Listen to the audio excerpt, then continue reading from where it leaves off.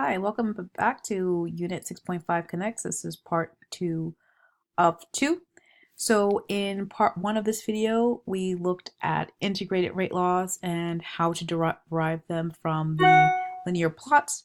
Now we're going to learn how to apply integrated rate laws in this video. So remember, we can use integrated rate laws to identify the relationship between concentration and time.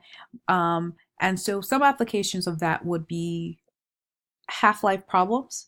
Talk about what those are, and the time it takes, also knowing like how long it takes for the concentration of your reactant or whatever to decrease a certain amount, or determining the concentration at a certain time during the reaction. We're going to focus mainly on half-life because particularly for the AP exam, that one is useful. So what is half-life? Half-life is the time it takes for half of a substance to decay. And some real-life applications are nuclear energy. So one thing that's important for a nuclear chemist to know are the half-lives of the substances that they're dealing with. Also, radioactive dating. You may have heard of carbon-14 dating, and there are other forms of radioactive dating, but that's useful for determining how old a fossil or an archaeological find is. So now that we know what half-life is, the time it takes for half of it to decay, let's talk about how we determine it from how we determine the half-life from the integrated rate law. So the first thing is we're going to write that integrated rate law down. And then what we're going to do is we're going to substitute in the initial concentration of A, remember that, which is what's here, for 2A. And that's because at the half-life, half of the initial concentration has decayed. So that means that the initial concentration is going to be twice that of whatever we have at that time. And then for concentration of A, you just leave it as concentration of A. Now, once we've done that, we want to know what how much time it takes for half of it to decay. So what we're going to do is we're going to solve for T, which we use the symbol T half for half-life. Don't forget that you'll also have to simplify this if you can. So if you can do any simplification, do it in order to get the half-life. And then at the end, what we're going to do, and this step will seem weird until you probably do it, we're going to now then replace what we should have some values and maybe concentration of A. If you have concentration of A, you're going to replace that with 1/2 initial concentration of A. And there's a reason that we do that. The reason that we do that is because we could have done this in the beginning instead of replacing our initial concentration with 2 times the concentration of A. To avoid fractions in our work, that's why we replace initial concentration of A with 2A. So why do we need to change it back? Well, the reason why we need to change it back is because you oftentimes don't know the concentration, the final concentration at the half-life, but you do know how much you start off with. So that initial concentration you do have, and that's the reason why we replace that back into the expression. So let's take a look at how we determine the half-life for the first order. So here we have the steps on the side. So the very first step says to write the integrated rate law. So for first order, the integrated rate law is natural log concentration of A equals negative KT plus natural log of the initial concentration of A. Now we're going to go ahead and substitute initial concentration of A with 2 times A. And the purpose of doing this is sort of to eliminate variables. So of course this half remains the same, it's just this part here, I just replace it with 2 times A. You want to make sure you follow along and doing this work on your paper. Okay, now we want to solve for T. So I want to try and isolate T. And for that, I'm going to use reverse Pemdas. Remember, you use Pemdas when you're trying to combine things together. But when you're trying to isolate something, you do the reverse form. So the first thing I'm going to do is I'm going to do the subtraction here, remove the natural log via inverse operations. And since I'm adding it, I will subtract both sides by natural log of 2A. That cancels that out on that side. And then on the left side, this becomes natural log of A minus natural log of 2A is equal to negative KT. I'm still trying to isolate my t, so what I'm going to do is I'm going to divide both sides out by negative k. And when I do that, one thing I can do is, since I'm dividing by a negative value, I can just sort of switch the signs of everything, distribute a negative once to make the k become positive. And when I do that, this becomes negative natural log of a. This one becomes positive natural log of a, and k will also become positive.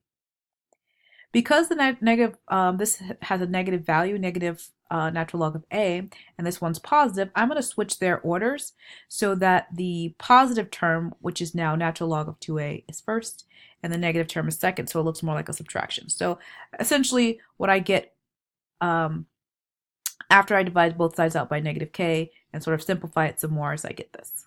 I just switch these two terms. All right, so now I have this set equal to t. So we can actually simplify this further by using a property of logs. So here is this property. There are several properties of logs, but this is the property that we're going to use. The property that we're going to use is that the difference of two logs is equal to their ratios here.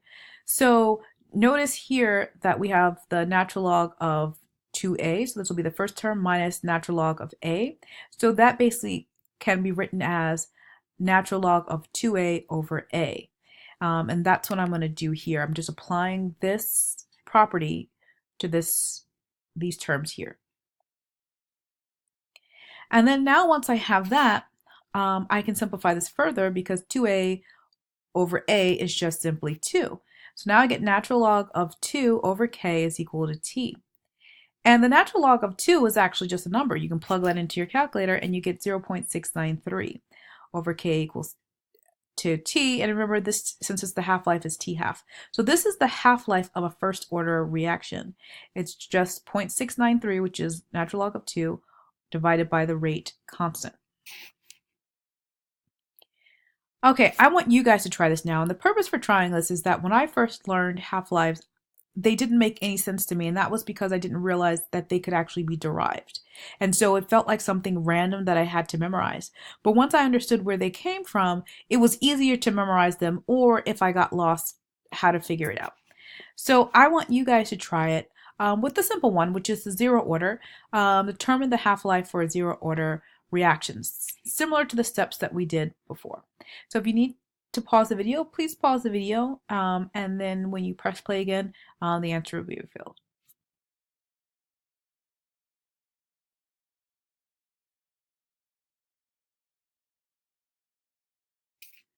All right, let's take a look at the answer here. So I'm just having the steps on the side to sort of guide us.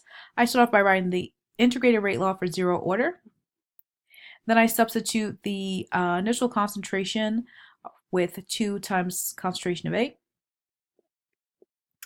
And then I'm going to isolate my, I tried to isolate my T, so I would do that by subtraction both sides by 2A. And if I have concentration of A minus 2A, would be just negative concentration of A. Then I would divide both sides by negative KT. So I would have on this side negative concentration of A divided by negative K, not negative KT, sorry. The negatives cancel out and I would get concentration of A over K.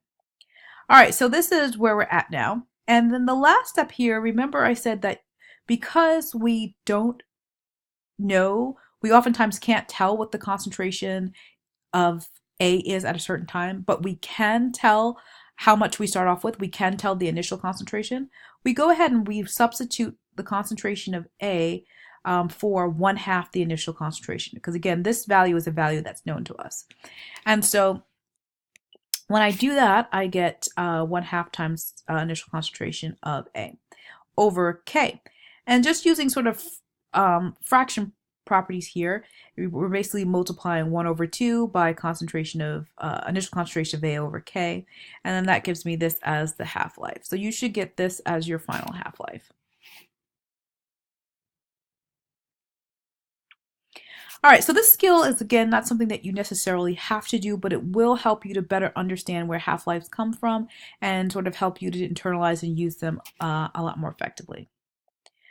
All right, so here's summarizing the first zero, first, and second order some key properties. This first is the differentiated rate law, which is the ones that we have been using. The integrated rate law, which we learned in 6.5. The plots that are needed to give straight lines are here. Also, what the slopes are of the plots. And finally, the half-lives. So all this information is sort of key information that we can use in this kinetics unit. Okay, last thing we're going to look at is how we apply half-life formulas. So they're definitely useful for determining times for a substance it takes for a substance to decay, and they're also useful for determining the amount of a substance remaining after a certain time has passed. So you can use half-lives and sort of like proportions to figure that information out. They're also useful, however, for identifying the rate of order of zero, first, and second order rate laws, and we're going to see how to do that. And we'll look at more example problems of these other things in class. But we're just going to focus on, for now, how do we identify zero, first, and second.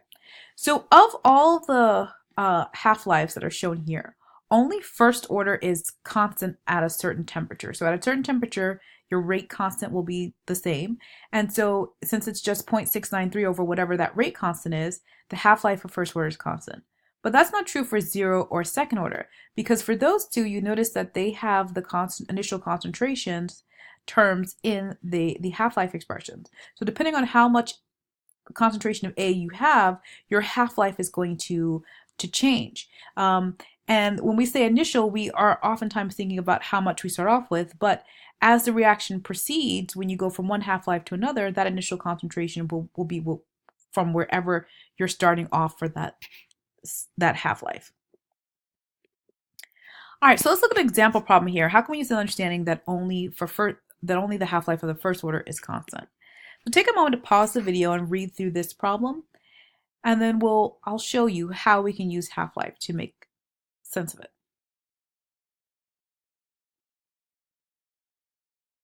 Okay, you may recall this problem.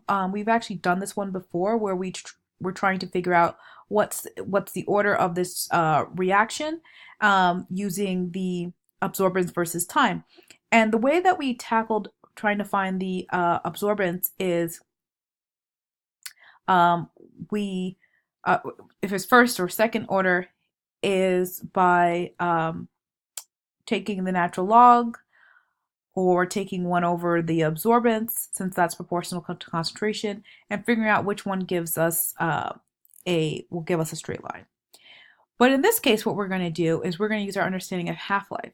So first thing is we're going to try and find the half-life of this problem. So our initial concentration, let's start off by finding our initial concentration, which again, absorbance is proportional to concentration. So I'll just say the absorbance is the concentration, although this is the absorbance. So our initial concentration is 0.62, let's say. And in order, when half of it decays, we would be left with 0.31.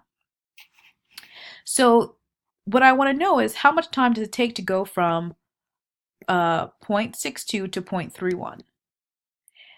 And that would be the half-life. So we go from 0 to 150. That means the half-life is 150 seconds.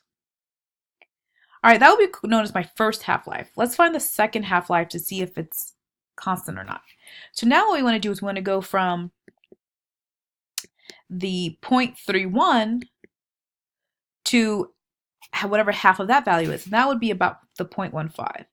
And again, I figure out how much time does it take to go from 0.31 to 0.15. So this is my second half-life. And for the second half-life, again, it's 150 seconds. So because the half-life values did not change, it was 150 seconds each time, we know that it's constant. So this is likely first order. Because remember, it's only for first order that the half-life is constant. So it's a very neat trick that we can use. All right, that's it for this video. So in class, we're going to look at more practice problems. Have a quality day.